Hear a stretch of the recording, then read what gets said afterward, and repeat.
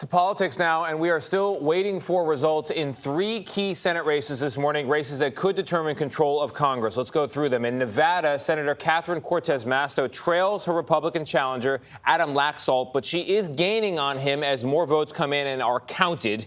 In Arizona, Senator Mark Kelly's lead has grown over his Republican challenger, that's Blake Masters. And down in Georgia, we do have an outcome of sorts. Senator Raphael Warnock and Herschel Walker are headed to a runoff in December after neither candidate got above 50% of the vote. Ed O'Keefe is at the White House for us, where President Biden had something to say about these results. Ed, he seems to have beat the odds. Good morning.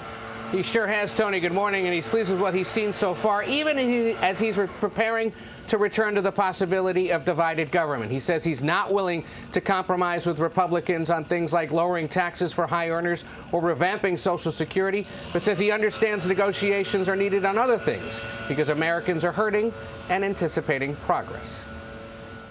While the press and the pundits are predicting a giant red wave, it didn't happen.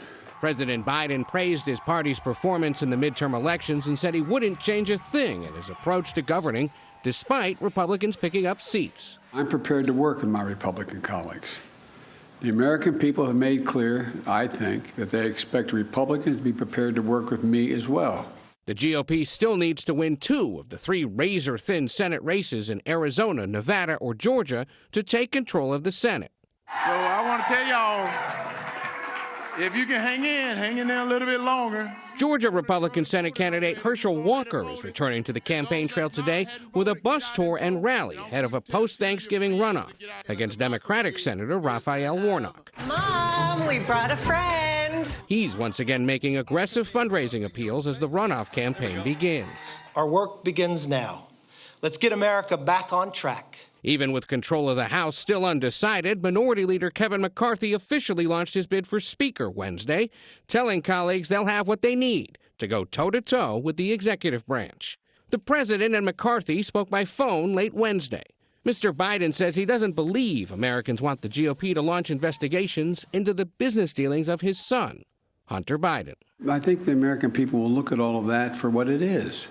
It's just almost comedy. And looking ahead to 2024, the president said it's his intention to run again, despite recent exit polls showing more than 2/3 don't want him to do so. He says a formal announcement is likely coming early next year. I don't feel any hurry one way or another to make that judgment. By the way, the president said he's looking forward to the potential Republican primary between former President Donald Trump and Florida Governor Ron DeSantis. He heads tonight to a climate change conference in Egypt and other summits in Southeast Asia. There's one other result from Tuesday night still hanging in the balance. There's a closely watched House race out in Colorado. You may remember the name Congresswoman Lauren Boebert, a pretty strong pro-Trump conservative in the House. She is currently trailing her Democratic opponent by just a few dozen votes. She had predicted a red wave on Tuesday night. So did a lot of other people. That's not panning out. Tony? No, it sure isn't, Ed. Thank you very much.